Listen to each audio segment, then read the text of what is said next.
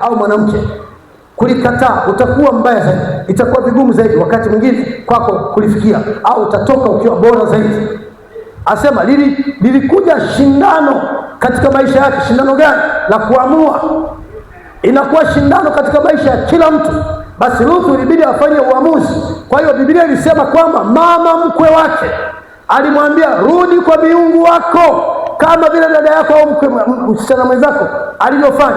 Rudi nyuma kama vile huyo mwenye uvuguvugu alivyofanya. Kwa nini usirudi nyuma? Mhubiri anamtikisa Ruthu arudi nyuma. Mkristo sahihi hata umfanyie nini, hata rudi nyuma kama.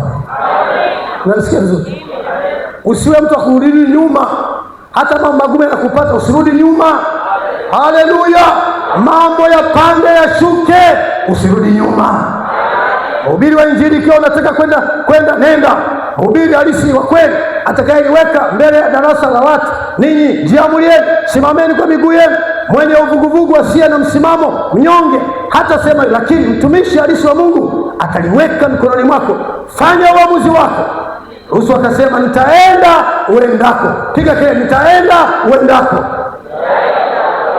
Alikuwa na hakika kwamba huyu Naomi ana Mungu.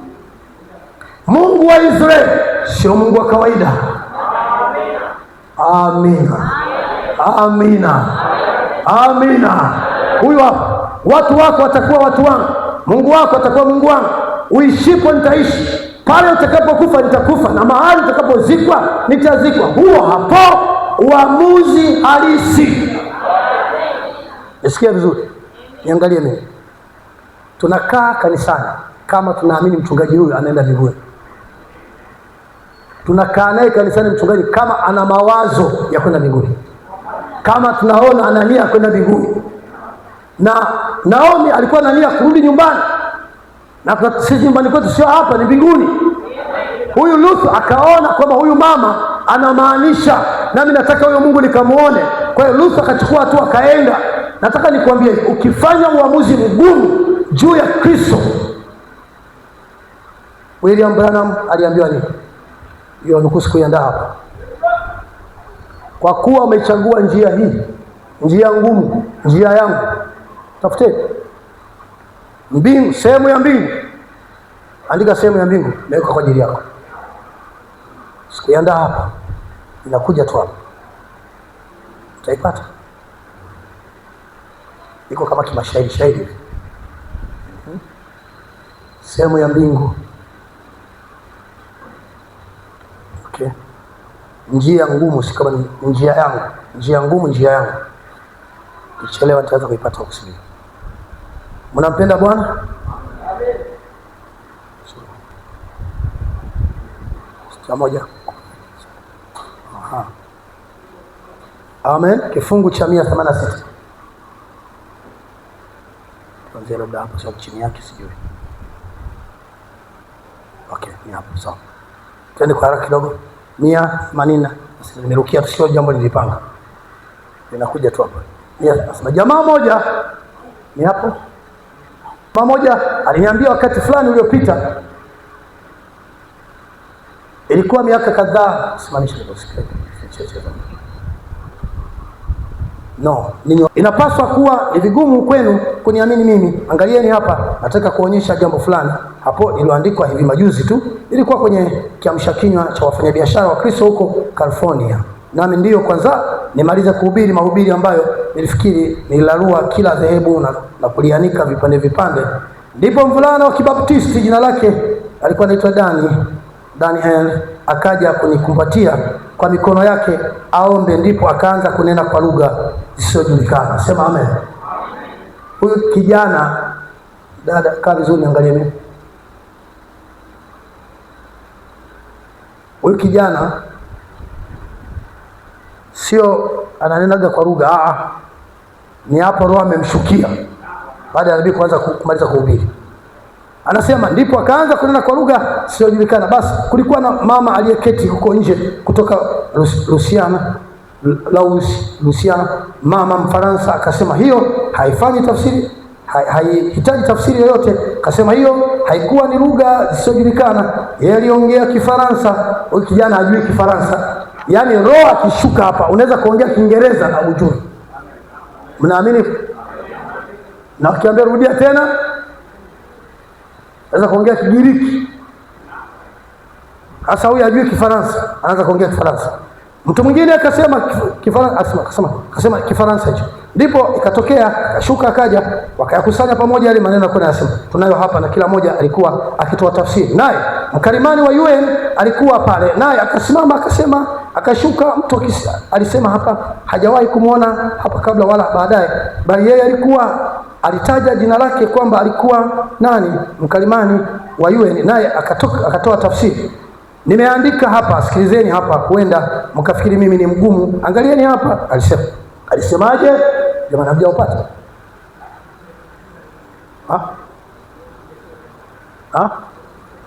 Sauti yajulikana. Hebu tuone. Samahani sana, nimewavuruga. Sauti siyajulikana. Sorry. Nadhani nimebananisha huko. Twende kwa haraka kidogo, watu waone hapo boni. 100 tukusa 100.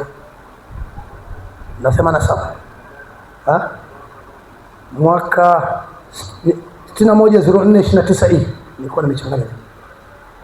Changamka kidogo, twende 187. Ndio penye ukolezo wenyewe. Usizani mtu anatumika asubuhi na jioni kila ibada, unasahau mwacha endelee. Ukichagua hii njia ngumu na baraka zake. Anasema, mtu mwingine akasema Kifaransa, ndipo katokea akashuka akaja, shuka chini tena. Maana shuka. Hapo. Tuenda kwa nono. Kwenye kama mistari ya mashairi. Anasema alikuwa pale, naye akasimama, akasema akashuka. Mtu alisema hapa hajawahi kumuona hapo kabla wala baadaye, bali yeye alitaja jina lake kwamba alikuwa nani, mkalimani wa UN. Naye akatoa tafsiri. Nimeandika hapa, sikilizeni hapa, huenda mkafikiri mimi ni mgumu. Angalieni hapa. Na omba tusome pamoja kwanza kimya kimya bila kuangalia vizuri ili usikosee. 1 2 3.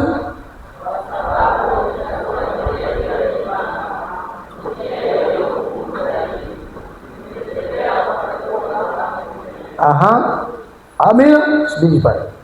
Naona hii anazungumzia tu hivyo. Sasa nasema ninaweza kuelewa hilo.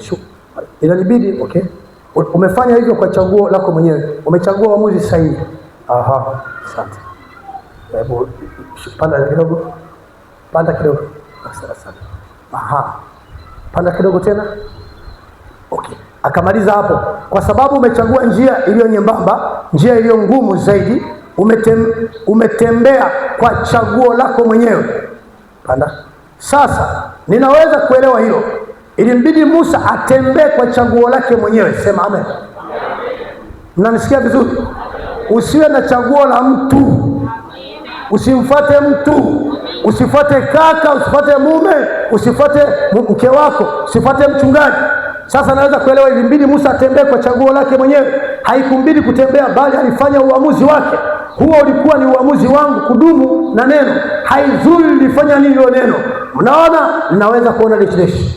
Anasema umefanya hivi kwa chaguo lako mwenyewe. Sema tumefanya hivi kwa chaguo lako mwenyewe.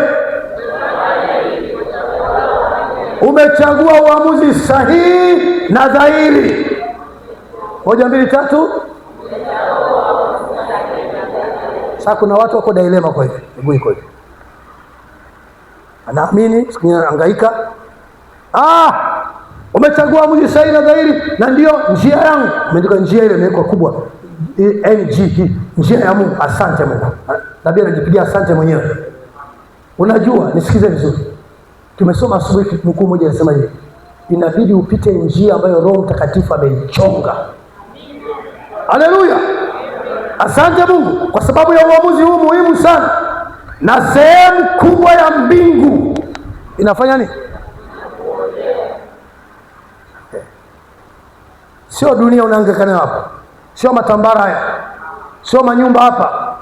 Sehemu ya mbingu, kuna sehemu mwekea, ukifika pale ukae hapo ufurahi jinsi ulikuwa. Sio tu unakuwa goigoi mlegevu, no, ufurahi sehemu ya mbingu. Sasa mtu huyo kama hakujua lolote kuhusu ono hili, maana nilipata tu siku chache kabla ya hapo. Mnaona ni uamuzi mtukufu jinsi gani. uliofanya. Hili lenyewe ndilo litakalotoa na kufanya utimie ule ushindi mkuu sana katika upendo wa kiungu. Haleluya! Hiyo ndio alichagua Ruth, hiyo ndio Branham alichagua, hiyo ndio nao amechagua. Usikae unaelea, weka miguu kwenye mwamba, magumu yaje yasije, endelea kufurahi. Sikia niwaambie vizuri, hii njia inaitwa njia ngumu, hii njia ina majaribio. Amen. Tulimwona ndugu Branham wiki iliyopita hapa, ilikuwa ni maajabu. Ile somo uzuri limerekodiwa, wewe ingia tu kwenye grupu utalipata, grupu la kanisa. Branham alifika mahali kufiwa na mke wake kwa siku moja, mtoto kwa siku moja, baba kwa siku nyingine, ndugu mtu kagonga na gari, maua hayajakauka kaburini, maua yale ya kaburi hayajakauka, msiba mwingine. Na anasema Mungu alikuwa anamuingiza kumjaribu. Haya majaribu ni magumu zaidi. Wewe majaribu madogo madogo yanakutishaje?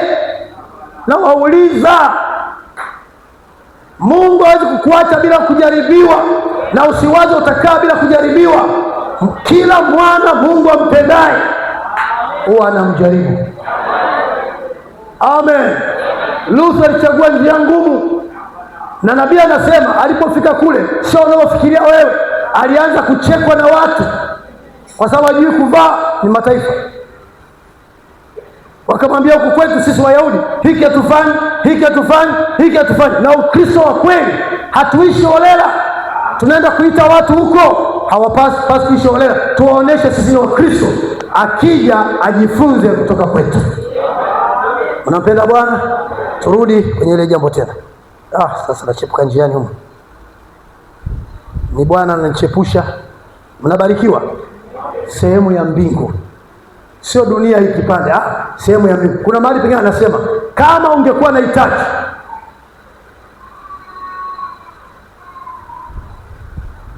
amen,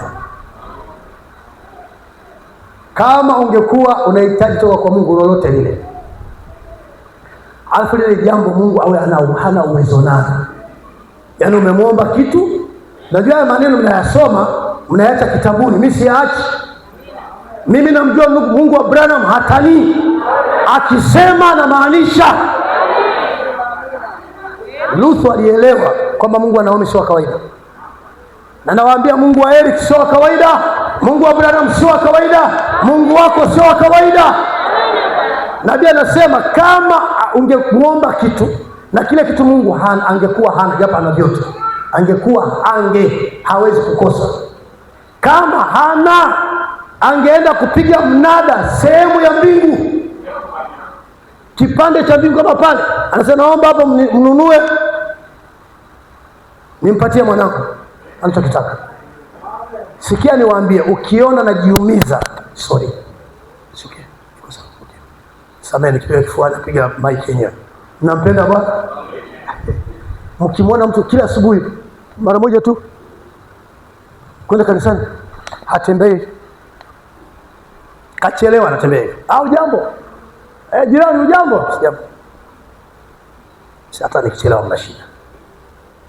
Mtu wa aina hiyo ni njia pana huyo, hana hofu na Mungu. Lakini mtu asubuhi kumepambazuka Jumapili na hangaika kama vile anaenda kufanya kazi, kaoga maji, kafanya, mtafanana wewe, nauza mtafanana.